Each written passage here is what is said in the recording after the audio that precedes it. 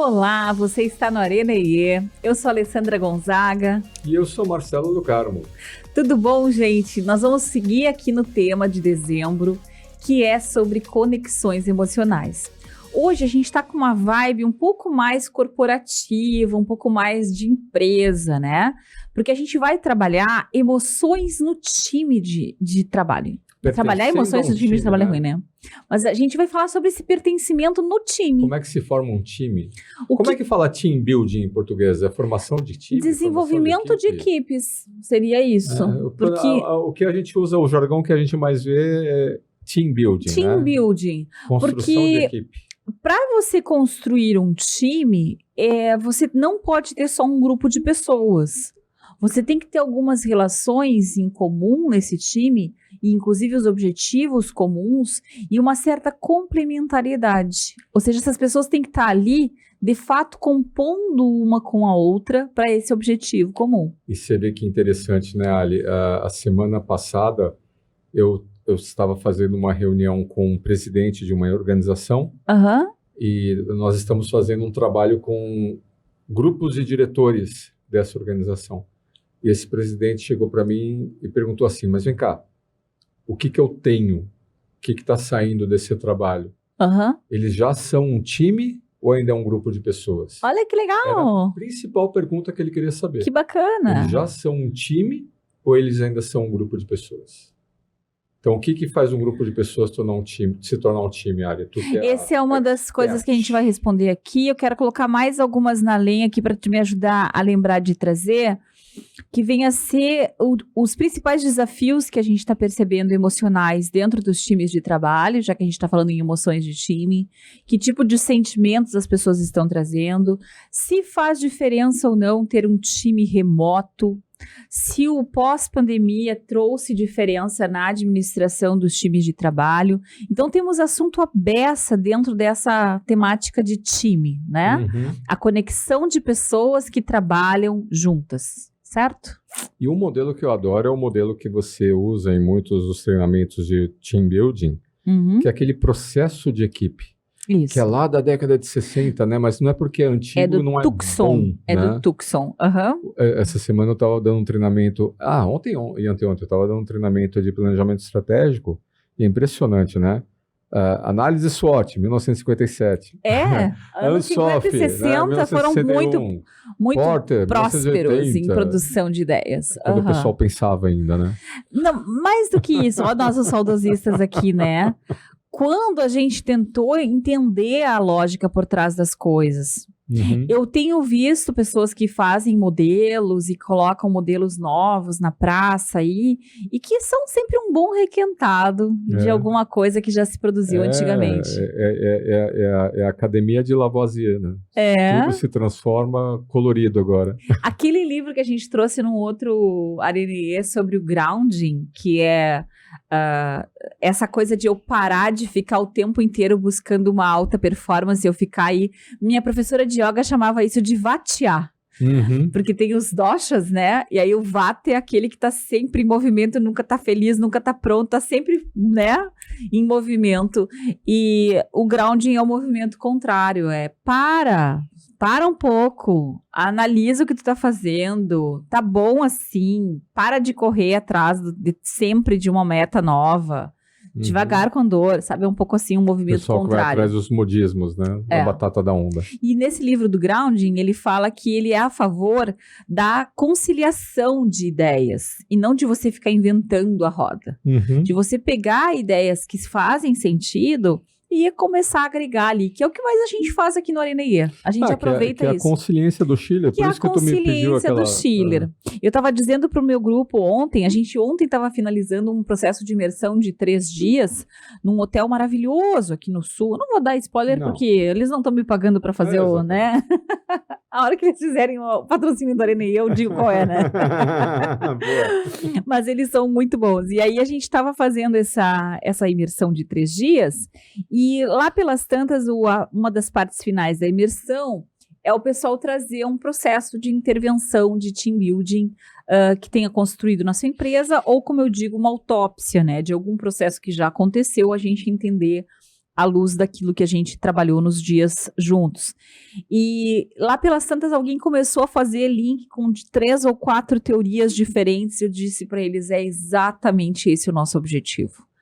É entender a prática à luz de um determinado modelo, fazendo sentido. E o nome disso vai ser consiliência, com S, que é você juntar narrativas, perspectivas que pareciam que eram completamente que colocam o mesmo fenômeno e colocam uma perspectiva, um olhar novo, né, sobre aquilo. Muito interessante. Então vamos começar pela primeira pergunta. Qual era mesmo? O processo de time, né? Como é que é o processo de time? O que é esse processo de time? O time não vem pronto. O time tem 5 fases. Então a primeira fase é a formação. Na formação, você tem que garantir que existe uma coordenação. Aqui a gente já mata aquele mito antigo de equipe autogerenciada. Não sei se vocês já ouviram falar nisso. Se vocês ouviram falar, ok, se funciona na tua empresa, mas eu não acredito que funcione, porque eu nunca vi isso acontecer funcionando.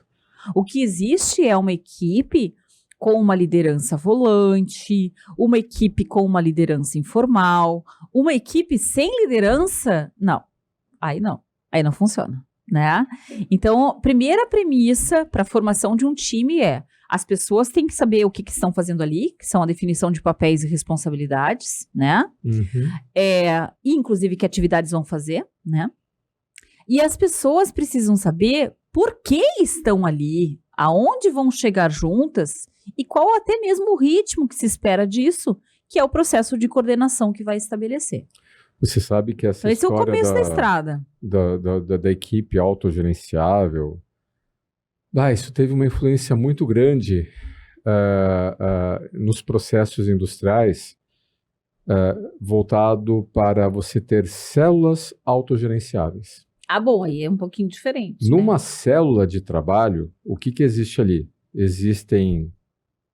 Pensa que em vez de você ter uma linha de montagem na forma de uma esteira, você junta ali algumas operações na forma de uma célula. Sim, tipo aquela história do, por exemplo, vender, produzir, entregar, alguma coisa assim. Não, ou então, sei lá, eu tenho que fazer essa caneca aqui. Aí, para fazer essa caneca aqui, eu tenho que pegar essa caneca do forno, pintar essa caneca aqui com a tinta branca, deixar secando, colocar um adesivo de um lado, colocar o adesivo do outro lado e embalar. Todas elas são operações muito simples e eu pego essas operações, em vez de ter um setor de pintura, um setor de decalque, um setor de embalagem, não, junta tudo isso daqui e esses caras agora formam uma célula. E o que o pessoal queria? Hoje o cara que cola o adesivo desse lado faltou. Tá, mas o cara que cola o adesivo desse lado sabe colar o adesivo desse lado. Então um mais facilmente substitui o outro. Você não interrompe o processo porque você teve a ausência de um funcionário. A produtividade, ela é da equipe. Então, se o camarada que pinta, né, tiver numa baixa de produtividade, vai atrapalhar a célula inteira. Então, a célula se cobre e monitora os próprios membros da própria célula.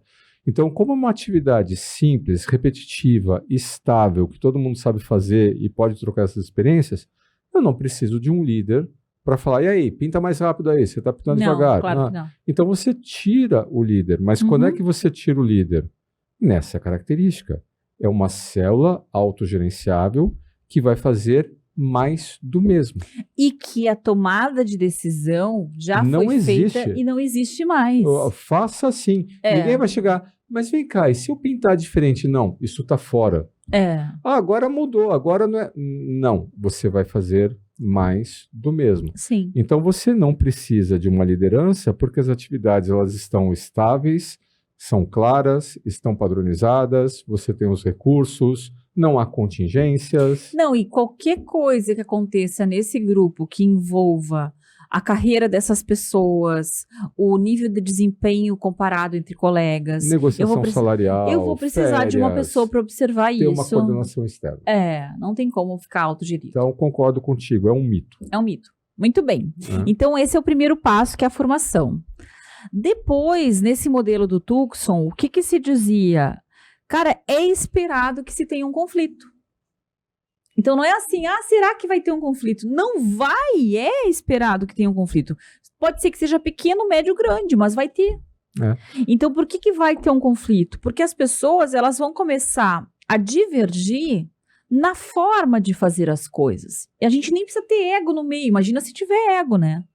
Mas mesmo que as pessoas sejam super legais e se adorem, elas vão ter coisas ali que elas vão divergir da forma de fazer. Mesmo porque se você recrutou uma equipe, é que você precisa de diversidade de expertises. Isso. Se você tem um problema complexo, não, vamos chamar o cara ali da logística, vamos chamar o cara ali de vendas, vamos chamar o cara ali da fabricação, porque cada um, né, tem um ponto de vista a respeito daquele problema complexo e tem os seus interesses, tem as suas metas, né, tem a sua forma de entender aquele problema, só que eles precisam trabalhar juntos. Eles precisam vencer algum desafio que se apresenta de forma consensada. Como cada um tem a sua experiência, o seu ponto de vista, né, as suas metas, etc., etc., é lógico que haverá um conflito. Com certeza. Porque se houvesse uma solução clara que atendesse todo mundo, esse grupo não precisaria ter sido formado. Exatamente. Já estava resolvido o problema. E aquele princípio que a gente falou no começo da complementariedade, ele não é uma coisa fácil da gente estabelecer as arestas. Aonde termina o meu trabalho e começa o teu? Como é que a gente compõe os nossos dois trabalhos? Como é que eu contribuo com o teu e tu contribui com o meu? Então, essas pontos de contato entre o trabalho de uma pessoa e de outra numa equipe, isso precisa ser azeitado. Sim. Então, isso demora. Isso que a gente vê nos livros de conflito, né? Não, que tu tem que estar aberto a uma solução ganha-ganha. Né? Ok? Mas nunca vai ser 50-50. Nunca vai ser 50%, 50%.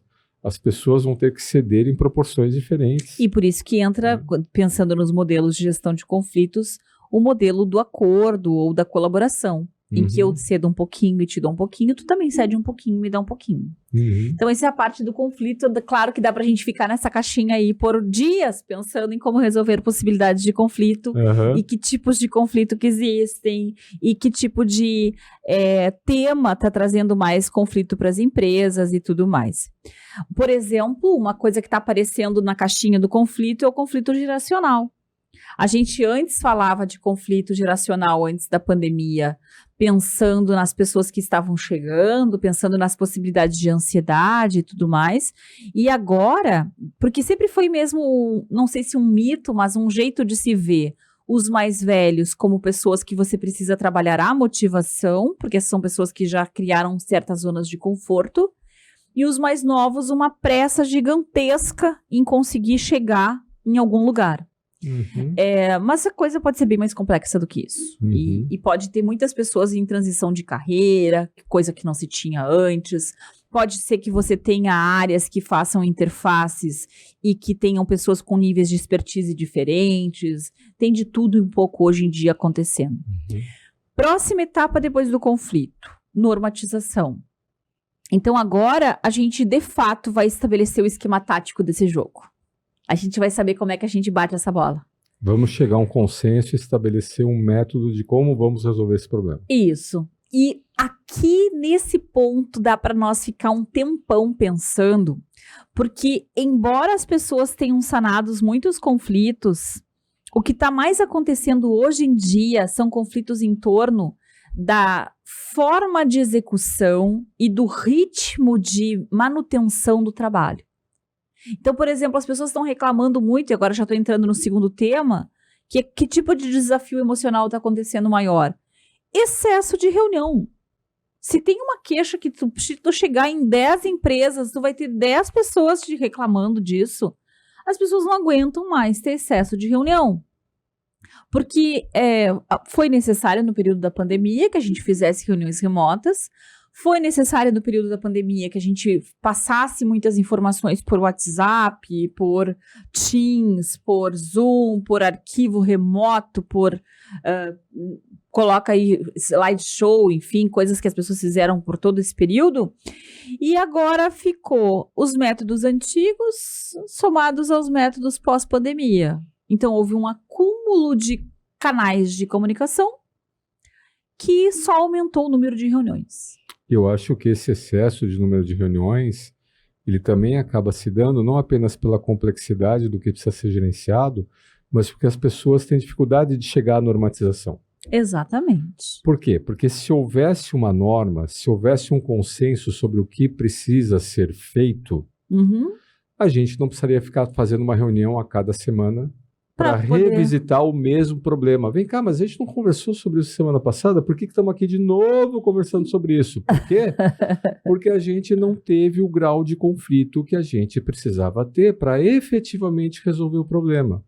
Como a gente tem medo de partir para o conflito efetivo, para colocarmos uma pedra sobre o assunto e falar, tá, então vai ser assim que vamos fazer? Sim, vai ser assim que vamos fazer. A gente não parte para o conflito definitivo, a gente fica cheio de dedos, cheio de critérios, a gente não confia, a gente fica com receio, o manda quem pode, obedece quem tem juízo, eu concordo, mas eu não falo, eu fica chato. Então a gente acaba não tendo uma solução, né, uma normatização. A gente faz um remendo, a gente faz um puxadinho, né? A gente põe um cobertor e o cobertor é curto, né? E a cada semana ou descobre o pé ou descobre a cabeça. Então a gente vive nesse mundo de reuniões excessivas porque a gente não tem a paz de espírito, a confiança para ter a reunião definitiva que vai colocar qual que é o padrão, qual que é o processo. Eu acho que tem isso, concordo, mas tem outras coisas a mais para botar nesse caldo. Por exemplo, as pessoas estão fazendo mais trabalhos coletivamente. Esse é um fenômeno que também não sei se é do pós-pandemia. Por exemplo, o que as pessoas faziam na época da pandemia? Como elas tinham que ficar muitos em casa trabalhando e dava uma sensação de certo isolamento, não foi pouca empresa que botou 2, 3, 4 pessoas numa reunião Zoom, cada uma trabalhando no seu trabalho. Só que com as câmeras ligadas, para dar uma sensação de home office, sabe? E aí, cansa de acontecer reunião em que as pessoas assim, vão fazer reunião para resolver tal coisa, e aí vira uma reunião de trabalho produtivo, produzindo. Porque de alguma maneira as pessoas entenderam que elas vão garantir com a outra pessoa ali, com aquele colega, o endereçamento daquele assunto se eles agendarem uma reunião. Então, onde é que eu estou querendo chegar? As reuniões viraram uma desculpa para trabalhar naquele assunto. Ou uma reserva de espaço. Exato. Olha que loucura os Frankenstein que a gente cria. Bom, e tem o outro motivo das reuniões excessivas, que é a falta de segurança psicológica, né? Isso. Como a gente tem medo de arcar com as consequências, né, de decidirmos coisas sozinhas sobre temas complexos ou incertos, a gente quer dividir a responsabilidade e acaba provocando todo mundo. E não dizer que eu não te convidei, que a gente falou numa reunião que ia ser assim, né? Então tu estava lá, não estava? Você... Por que não falou? Por que tu não falou na hora que a gente estava na reunião? Né? Então são vários problemas nesse sentido, na própria organização e normatização do trabalho. Não saber o que fazer, não ter... Mesmo isso daí que tu falou, Ali, da gente não ter tempo para fazer e eu precisar da revisão da reunião como um buffer de tempo, também denota falta de planejamento. Porque você assumiu um prazo que você não poderia ter assumido e você não conseguiu dizer não. Porque você não conseguiu ter os recursos necessários, porque você não conseguiu em um determinado momento, quando foi lhe atribuída a tarefa, negociar os recursos necessários. Então eu continuo entendendo que existem outras manifestações, mas são manifestações da falta de um conflito adequado sobre como é que vamos fazer o que precisa ser feito. Concordo. Acho que a gente não deveria ter tanto medo assim de conseguir estabelecer consenso sobre a forma de fazer as coisas. E nos times de trabalho isso acaba sendo uma dificuldade. E aí que eu acho que é a questão crucial. Somos ou não somos um time? Confiamos ou não confiamos uns nos outros, a ponto da gente ter coragem, ou ter a paz de espírito, ou ter abertura, de colocarmos as nossas percepções, sermos sinceros conosco mesmos sobre, não vai dar certo isso daqui. Vai dar M. Mas por que eu não falo? Sim. Por que eu não sinto a vontade para falar? Por que eu retraio o meu pensamento? Então, se isso acontece, se a gente está batendo cabeça nas diversas manifestações que tu colocou agora, né, e vem cá, a gente vai seguir batendo cabeça, vamos comprar um capacete para todo mundo, né? Vamos usar EPI agora no escritório, né? Mas se a gente está batendo cabeça, é porque a gente não está se sentindo à vontade de colocarmos todas as cartas na mesa. E se isso está acontecendo, não somos uma equipe. Daí vamos lá, se a gente recuperar um pouquinho até aqui quais são os passos, eu sei que a gente está sendo super lento para contar todos eles, mas a gente já está discutindo cada um. Comecei com ansiedade num processo de formação. Entrei na raiva e na frustração num processo de conflito. Falta de confiança num processo de conflito. Exato. Entrei numa fase de normatização com uma certa confusão e um sentimento de fusão ou de dificuldade falta de engajamento, de falta de motivação, de frustração pela norma não está sendo adequada. E eu vou seguindo nessa, mas se eu conseguir vencer essas emoções minimamente, se eu conseguir avançar numa resolução coletiva, num mínimo de consenso, a próxima etapa é finalmente a performance. Em que esse time vai entregar o melhor que ele consegue entregar. E é claro que essa performance vai ser melhor na medida em que eu tiver resolvido melhor as dificuldades emocionais, os conflitos das fases anteriores. Ou seja, eu não vou conseguir ter alto desempenho se eu não tiver estabelecido uma norma de trabalho. Isso. Decorrente de um conflito bem resolvido. Decorrente de uma coordenação e de uma divisão de papéis que esteja clara para todo mundo. E aí, por último, a última fase, porque são 5, dado que tudo traz mudanças e que vão ter novos entrantes e que os projetos vão acabar e que os clientes vão ser outros e que os produtos vão sofrer mudanças tecnológicas e por aí vai, eu preciso de um encerramento. Então, eu preciso ter ciclos de aprendizagem para saber o que naquelas condições valia e que doravante não vale mais. Que deu certo, que deu errado, que lições aprendemos para na próxima formação de time. Eu ir lá e considerar tudo isso. Exatamente. Que nem o velho ciclo PDCA, que nem tudo aquilo que a gente fazia antigamente nesse sentido. Então, esses são os ciclos da formação de time, as etapas, né? E a gente trabalha muito isso quando faz o entendimento das questões emocionais ou até socioemocionais dos times de trabalho. Adoro fazer isso. A delícia de fazer isso numa imersão é que, primeiro, a gente pode deixar os celulares fora, a gente deve deixar os celulares fora. Então, é impressionante como é bom para a cabeça sair do espaço corporativo, ficar um tempo imerso entendendo o que a gente faz, né? Adoro fazer isso. Tu também gosta, né, Mano? Por isso que eu adoro o Isaacs, né? Do Dialogue lá. Você precisa criar um espaço com tempo suficiente para você parar o tempo e refletir sobre as coisas que são feitas, da forma com que elas são feitas, e o que está funcionando, o que não está funcionando, como poderia ser feito de uma forma mais inteligente e mais eficiente. Ele tem o conceito, né, da arquitetura do invisível. Então, eu preciso criar o espaço, né, então eu preciso ter essa arquitetura para botar o elefante em cima da mesa, né, aquele que está ali, mas ninguém quer olhar para ele, né, está todo mundo olhando de lado. Não, peraí, põe o elefante em cima da mesa e vamos discutir o elefante, né, e como é que a gente torna esse elefante aqui mais bonitinho. Como é que a gente pinta esse elefante branco aqui para ele ficar mais palatável? Legal. Então a gente precisa ter tempo para fazer isso. E tempo, como é um recurso escasso, né? A gente acaba agilizando os conflitos, ou até mesmo em algumas culturas organizacionais. Atropelando ou impondo, né? Influenciando, uma influência impositiva para que não haja o conflito, para que haja receio de haver o conflito, né? E as coisas sejam feitas não como o time entende, né, que precisa ser feito. E lembra que o entendimento do time é essencial para o time chegar à performance. Perfeito. Como eu não confio no time, como eu acho que eu estou certo e tem que ser feito assim, pronto, acabou. Por quê?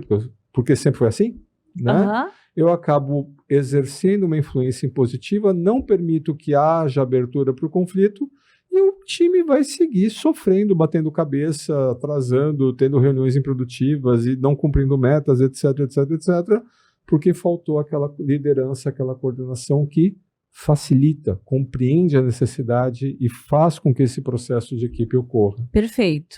Tem outros 2 temas em paralelo que a gente trabalha quando se fala em team building, que eu acho que é bem típico da Conexão IE, tá? Lá, eu não acho que tenha muitas consultorias que fazem isso, modéstia à parte aqui, tá? Vamos lá. Que o primeiro deles é falar de manipulação emocional. Então, as pessoas manipulam geralmente inconscientemente. Não estamos dizendo que as pessoas são todas monstrinhos e que fazem isso que nem as vilãs das novelas das 8, né? E eu falo para você que não creio em bruxas, mas que las hay, né? Mas então existe toda espécie de manipulação emocional para tentar validar uma posição, para criar de alguma maneira uma influência nas pessoas, né? Um mecanismo de controle da tua própria situação. E a gente expõe na mesa que mecanismos são esses, como que a gente, de alguma maneira, desarticula esses mecanismos e promove assertividade nas nossas trocas. Então, a gente traz isso no contexto. E a outra coisa que a gente faz também para entender o processo de time é analisar casos de conflitos, analisar situações em que, de fato, aconteceu um problema no time por motivo A, B, C, aí desde motivos mais técnicos até motivos mais comportamentais, ou mesmo, porque teriam 3 possibilidades, de problemas num time em que você tem que ter uma ferramenta diferente. Uma coisa é um problema de gestão, a outra coisa é um problema de processo de trabalho, e um terceiro problema é um problema comportamental. Então, e para cada uma dessas possibilidades existem remédios diferentes aí, né? Vamos começar então, deixa eu explorar a Alessandra aqui, lá. Né? Quando você estava falando dessa manipulação, eu lembrei da liderança tóxica. Lembra do Concerto em Ré? Não lembro. Tem um artigo, né, que fala dos 4 Ds da liderança tóxica. Nossa, eu não lembrava disso, quais eram os Ds, Mar. Vamos ver se tu consegue te lembrar dos 4D agora. E por que é o concerto em Ré, né? Porque nos Estados Unidos as notas musicais, né, o do, ré, mi, fá, sol, lá, si, são letras, né? A, B, C, D, E. E o D é o Ré, né? Tá. Por isso que é o concerto em Ré. Né? Tá. Mas são os 4 Ds do líder tóxico. Entendi. Então esse líder tóxico, né? Mas... Pô, Alessandra, não estou entendendo isso, né? Não é assim. Não, então o primeiro D é o negar. Deny. É o deny. Deny. Não. Truco. Não é isso, não. Tá? Fica tranquilo aqui. Tá viajando. Porra, mas como assim? Não. Então primeiro ele deny. Mas aí você vai lá e fala assim, não, mas vem cá. Não é assim, olha só o que está acontecendo aí. Aí o próximo D é você desqualificar.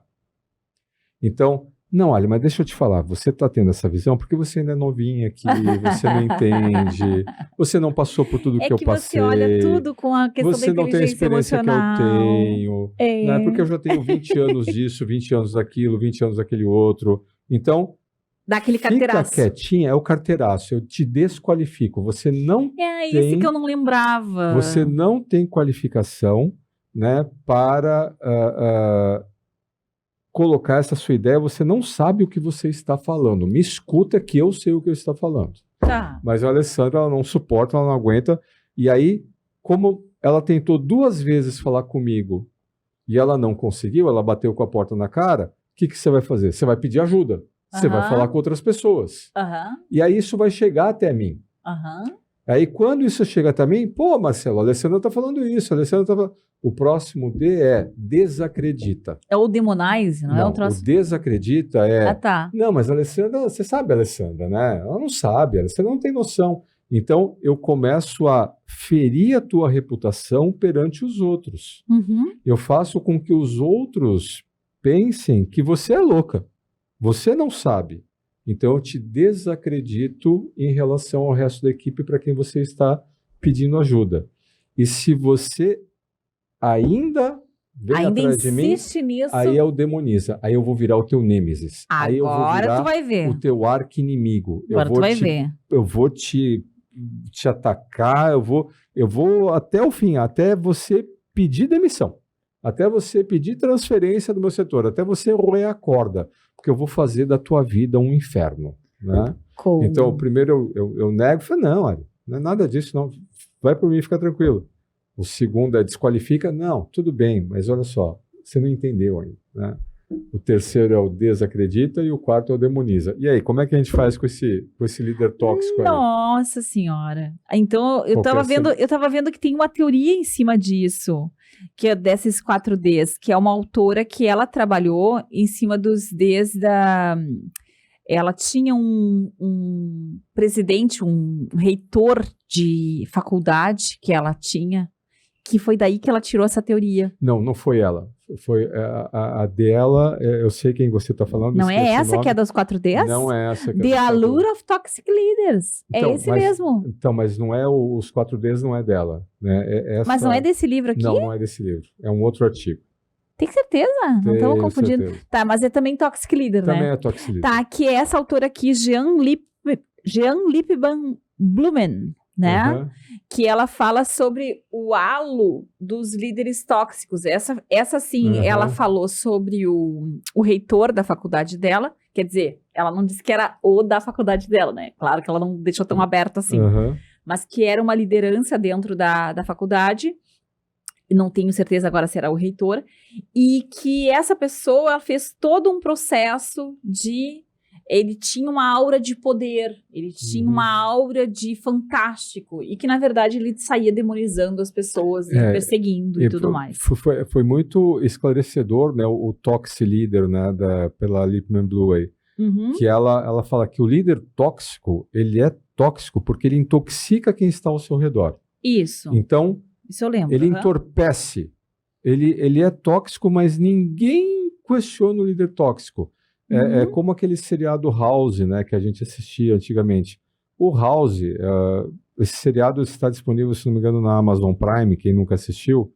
É um médico, né, que ele faz diagnósticos de doenças, né, as mais raras possíveis, né? Então ele é um médico diagnosticista de um hospital lá nos Estados Unidos. E o cara, assim, ó, do lado do arrogante é a foto dele, né, que está lá no dicionário. E ele maltrata os funcionários, e ele maltrata os pacientes, ele se recusa a conversar com os pacientes, ele está toda hora desafiando a superiora dele no hospital, e desafiando as regras, e é indisciplinado, blá, blá, blá, blá. Mas ele é o House. Ele é o cara. Então, assim, pô, mas como é que você trabalha com esse cara? O cara pisa em você. Ah, mas o cara, putz, eu tô aprendendo com ele. Ele é uma sumidade, né? Ele é Deus na Terra, né? Ele é o cara que salva vidas. E ainda pegaram o Hugh Laurie, né, que é o ator, e botaram assim um personagem que ele é boa pinta, grisalho, anda de moto, toca piano, né? Então ele tem vários atributos que tornam esse líder tóxico sedutor. E esses atributos de sedução auxiliam nessa intoxicação. Então o líder tóxico, ele é um sedutor, ele seduz, ele forma um séquito, e quando atacado, ele nem precisa se defender, o séquito dele o defende. Tá, então volta isso para o time. Nós estamos falando de emoções de time. Quando a gente está estudando o time, nós precisamos identificar liderança tóxica, porque, evidentemente, o time se torna disfuncional diante de uma batuta tóxica, lógico. Ele desagrega o filme, o time, ele não permite que haja a formação de um senso de equipe. Nossa, me lembrei de uma gestora... Faz com que todos fiquem em torno dele. Veio na minha cabeça aqui. Porque o problema é que quando a gente tem uma liderança tóxica, as pessoas não conseguem estabelecer uma zona de performance. Então, isso que também as empresas não percebem, né? Muitas vezes. Elas acabam favorecendo a liderança tóxica porque essa pessoa, ela garganteia cada micro conquista e ela diminui todos os possíveis erros. Aquela velha história que também as pessoas dizem, se der certo é por mérito dele, e se der errado é culpa do time. Então, se cria uma barreira gigantesca. Então, sem dúvida, para trabalhar as emoções de time, a gente também tem que botar em perspectiva que tipo de liderança está se estabelecendo. Porque quanto mais complexa for a atividade desse time, quanto maiores os níveis de liderança envolvidos, por exemplo, equipes com 200, 300, 400 pessoas, você vai ter vários níveis de liderança para acompanhar esse trabalho. Você vai precisar compreender esses mecanismos do processo de liderar, porque a liderança nada mais é do que a cola de uma estrutura de time. Então, eu estou imaginando assim a empresa como uma arquitetura em que o sistema de liderança é o sistema ósseo dessa empresa. E que se eu não conseguir colocar líderes bacanas, eu vou começar a desarticular tudo que tem ao redor deles. Agora veja, né? Vamos linkar essa questão do pertencimento ao time com o pertencimento que a gente discutiu no episódio anterior. Para você ter esse senso de pertencimento, nós pensamos igual. Tá. Digamos que eu seja um membro da equipe que não está intoxicado. Eu estou tendo clareza de pensamento e vejo as coisas como elas são. E você é um membro da equipe que está intoxicado, que segue ou faz parte do séquito desse líder tóxico. E nós estamos vendo essa caneca. E eu, como estou livre da influência intoxicante, falo, não, essa caneca aqui está torta aqui. E você fala, não, essa caneca é perfeita. Eu falo, não, peraí, como assim? Está torto. Dissonância cognitiva da minha parte. Uma dissonância cognitiva. Você não vê as coisas da mesma forma que eu vejo, você não está conseguindo perceber isso. Meu Deus, como é que eu vou falar contigo? Como é que a gente vai ter bases para conversar sobre o que quer que seja que esse time tenha que desenvolver, se a gente não consegue ver as coisas objetivas da mesma forma? Porque uma coisa é você ter uma opinião diferente do que a minha. Não, tá, Marcelo, eu estou vendo essa imperfeição. Mas, olha, na minha opinião, isso daqui não é nem tão significante assim. Beleza, você tem uma opinião, eu tenho uma opinião, mas fatos são fatos. Quando você começa a selecionar os fatos ou distorcer o entendimento sobre os fatos, meu Deus, onde é que eu estou? O que eu estou fazendo aqui? Como é que eu vou trabalhar junto contigo? E isso leva a uma desconfiança. E aí imagina que se eu falar, escuta, peraí, eu queria fazer um ponto aqui, ó, que eu tô vendo uma coisa aqui e a Alessandra não tá vendo. Aí imagina se um monte de gente fala, não, mas você tá louco? Ninguém tá vendo isso, porque tá todo mundo intoxicado. Nossa, será que eu tô louco mesmo? Tu acredita que tá. Se todo mundo disser que tu tá. E aliás, esse é o processo do gaslighting, né? Exatamente. O gaslighting nada mais é... Aliás, aqui já tem 2 livros para nós colocar, Thaís, no nosso episódio de hoje. A gente acabou não trazendo hoje, mas os livros estão na nossa cabeça. Então já temos o halo da liderança, que esse eu vou ter que passar ali. Não sei se tem em português, mas se não vai em inglês mesmo. Tem o livro das 5 disfunções do time. Do Patrick Levy. Que eu gosto muito e que vai tratar desse fator ego que tu tá falando aí.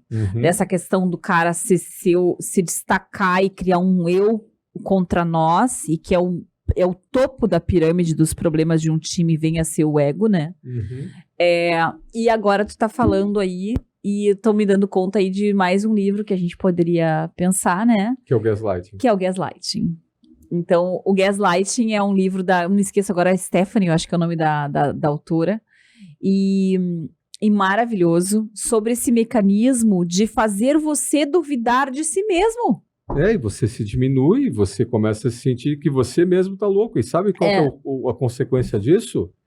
Se tem outra pessoa que, assim como eu, enxerga isso do jeito que eu estou enxergando, mas viu a reação que despejaram em cima de mim porque eu tive coragem de falar, você acha que essa pessoa vai falar? Pois é. Ela vai ficar quieta. Com certeza. Então isso vai gerando um efeito que as pessoas que são capazes de ver e de raciocinar e de enxergar, elas começam a se calar porque elas ficam com receio né, da consequência ou da exposição, né, que isso vai gerar e da reação que isso vai gerar. E aí a gente começa a pegar as equipes mais disfuncionais, né? A gente tem no nosso trabalho lá na Conexão IE, gente, um trabalho que se chama facilitação executiva, que vem a ser, acho que agora tu poderia contar um pouquinho desse trabalho, Má, porque tu vem fazendo isso há meses e vem fazendo um trabalho maravilhoso aí com empresas aqui do Sul, e eu tenho feito lá também com empresas de São Paulo, né? Isso aí. Então, assim, é um trabalho bacana. Quando eu crescer, eu quero fazer com a empresa de São Paulo. Então.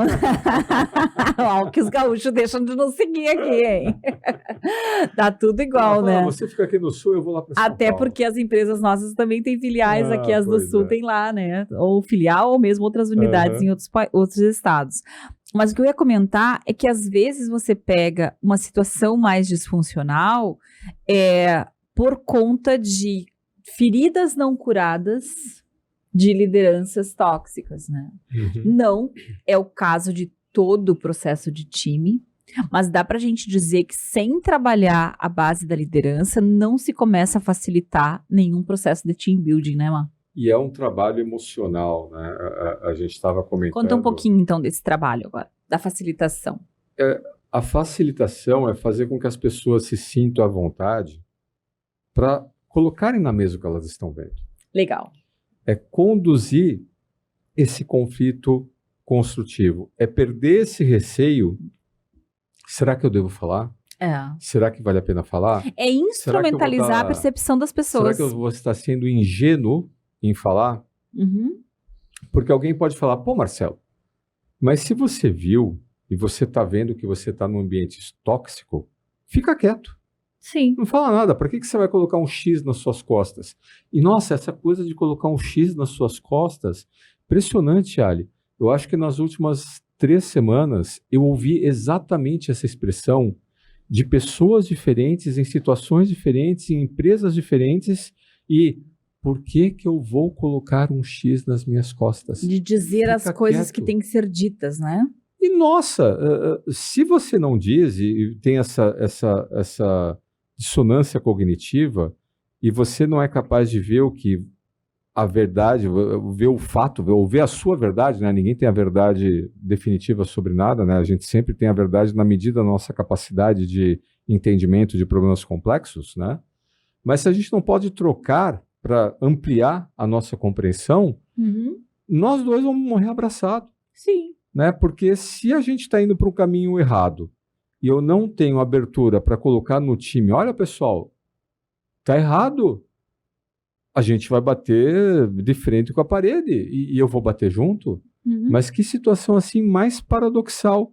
Eu vejo que a gente vai fazer errado, eu vejo que lá na frente a gente vai se dar mal, mas eu acredito que é mais seguro eu não falar nada e preservar no curto prazo a minha paz de espírito, mesmo que isso coloque em risco, no médio e longo prazo, a própria sobrevivência da empresa e do meu emprego aqui.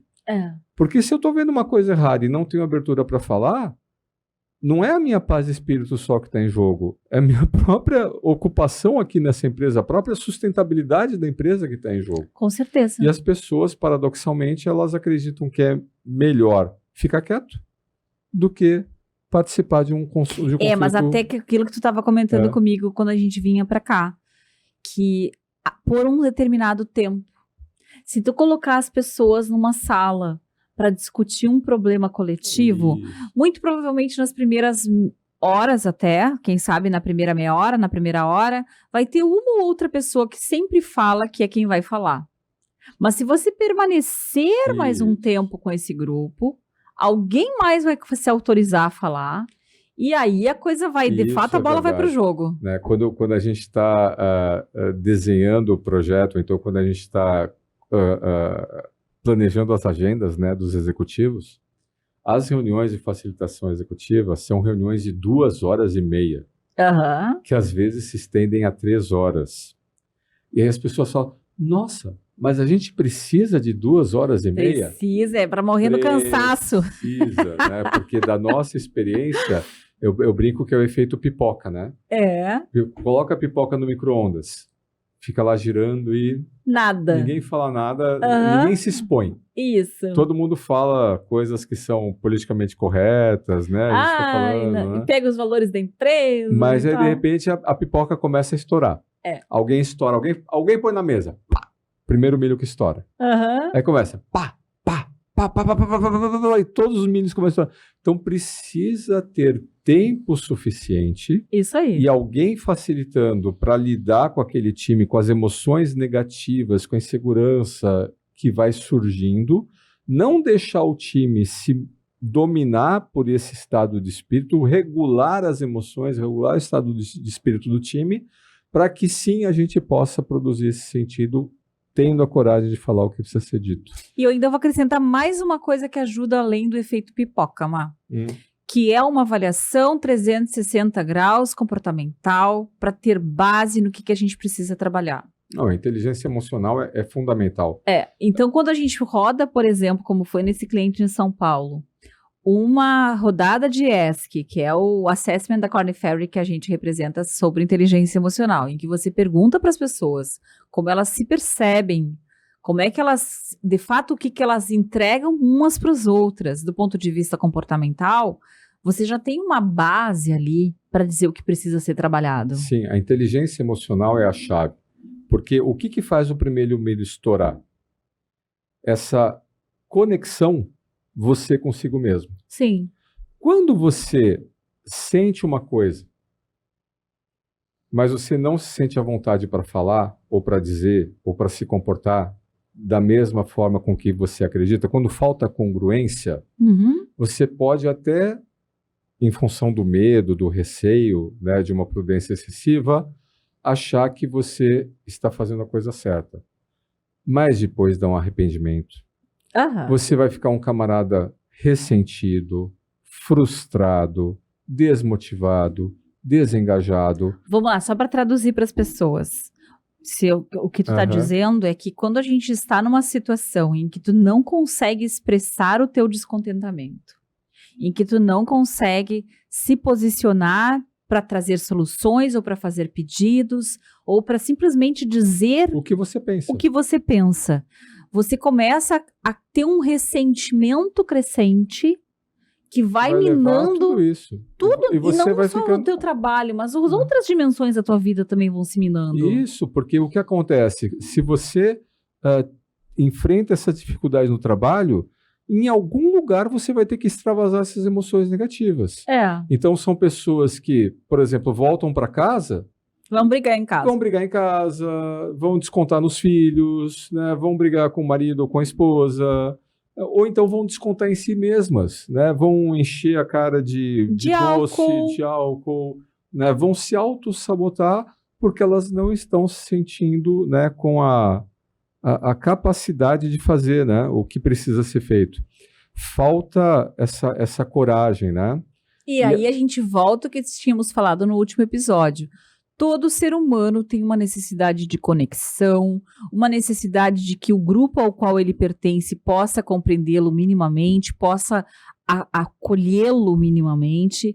Por que eu digo minimamente? Porque tu não precisa se amar, mas tu tem que ter um certo respeito, uma sensação de pertencimento aonde você está. Sim. E no trabalho você vai ficar muitas horas do teu dia para ter que aguentar as pessoas ao teu redor e as pessoas te aguentarem. E veja bem, né? Não é uma coisa assim, não é que você vai simplesmente falar o que você acha e do jeito que você acha.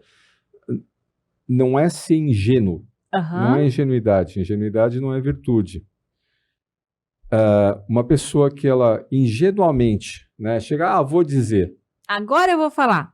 Vai tomar uma catracada, né? E aí, essa pessoa que tomou uma catracada, o que ela fala? Nunca mais. Nunca mais vai abrir minha boca. E ela se torna uma pessoa cínica. Ela age ou ela repete coisas que ela não acredita, mas o cinismo leva a essa amargura. Eu lembrei de uma vez, num processo de facilitação, tinha uma pessoa no grupo que depois, mais tarde, até não conseguiu ficar no grupo. E eu me lembro que ou ele era cínico com os colegas ou ele era cínico comigo. Então ele trazia, sei lá, me fazia embates filosóficos no meio da conversa, assim, e eu sempre encarava de boas, assim, como eu encaro, eu não preciso que as pessoas concordem comigo, então eu não de certa forma eu não mordia a isca, né? E aí lá pelas tantas ele largava a isca para outra pessoa, uma provocação, uma dúvida, alguma coisa meio agressiva. Então, e às vezes as pessoas chegam nesse nível de cinismo ou porque nunca conseguiram ser ouvidas, ou porque também não se ouviram. E não sabe o que tem para contribuir. Aí é a inteligência emocional. Então, ela desconecta a percepção das emoções nela mesma. Dela mesma. Ela desconecta a empatia com o outro, tira as emoções da jogada. Isso. E cria a sua realidade, vive na sua realidade e acredita que ela está fazendo o que é certo. Porque eu não acredito que ninguém faça algo que não acredite que é o que precisa ser feito. Só que essa pessoa não consegue ver que essa postura cínica no longo prazo, primeiro, eu vou me tornar essa pessoa amarga, ressentida, desmotivada, desengajada. E se eu vejo que o ambiente no trabalho está completamente torto e ninguém fala o que precisa ser dito, aquela empresa toda pode estar indo para uma situação de adoecimento que vai tornar a situação de negócio cada vez mais difícil. Me lembrei do processo do quiet quitting, que ficou muito famoso no final do ano passado, início desse ano também, em que se falava da massa de pessoas, ainda como consequência do pós-Covid, que estavam continuando na empresa, mas meio assim como a gente diz aqui, arrastando a chinelinha, né? Não estavam engajadas e não queriam se engajar, e a mensagem era: quer saber, a empresa só paga meus boletos, eu não vou me estressar por isso. Vamos lá, Alex. Só que isso é uma mensagem de autopunição que as pessoas não percebem que estão se dando. Quantas pessoas você conhece ou você conversou nos últimos meses que te colocaram o seguinte discurso: eu não estou satisfeito, mas eu não vou pedir as contas, eles que me demitam. Pensa. Quantas pessoas você conhece que estão nessa situação? Cara, então se tu não está satisfeito, vai lá e fala. Ah, não, mas não adianta. Não adianta falar e eu não posso sair. Daí a pessoa se sente presa numa armadilha. Você precisa sair do cinismo e criar coragem. Né? E você precisa avaliar que, embora você acredite que você está tomando a decisão mais acertada e segura no curto prazo, que é manter o teu emprego até que alguém te demita, no longo prazo, no médio e longo prazo, o que isso está fazendo contigo? Com a tua saúde, com a tua pressão, com os teus relacionamentos familiares. Com teus triglicerídeos, como alguém me disse esses dias. Né? Ontem, né, um camarada falou, não vou mais no médico e tal, não sei o quê. Estressadíssimo. Sim, uma pessoa nem olha mais os triglicerídeos. Completamente estressada, e você vê a fisionomia da pessoa assim, diz que a gordura nas vísceras, né, é o sinal do estresse, né? Então a barriga, né? Fica... Então o cara foi lá, foi no médico, aí eu peguei o meu exame de sangue, né, e mostrei o meu triglicerídeos 45, tá, gente? Tá bonitinho o triglicerídeo. É desejável abaixo de 130. A gente podia botar no currículo essas coisas, né? Triglicerídeos, 40, prova que você é um camarada assertivo. Tá aqui, ó, 45 de triglicerídeos. Então, as pessoas adoecem. Então, é isso que, é esse despertar que precisa acontecer. As pessoas precisam retomar a coragem, os brios, a conexão emocional consigo mesmo para poderem se conectar com os outros. Muito e transformar grupos em equipes. Muito bom, Mar. É isso que precisa. Não vai ficar melhor do que isso. Não vai ficar melhor que isso? Adorei essa frase. Não vai ficar melhor que isso, então tá na hora de terminar, tá? Então, muito obrigada a você que nos acompanhou até aqui. Esse foi, de fato, um RNE mais corporativo. De vez em quando a gente vai fazer, sim. E no ano que vem, essa é a nossa ideia, de que pelo menos um no mês tenha essa vibe mais corporativa, porque vem a ser o nosso ambiente, né, Ma? É onde a gente mais circula aí durante a semana. É o que a gente gosta de fazer, é o que faz sentido, é o que paga os boletos. Exatamente. E o mundo precisa. E o mundo precisa. Tá? Obrigada, então, gente. Até o próximo RNE. Até lá.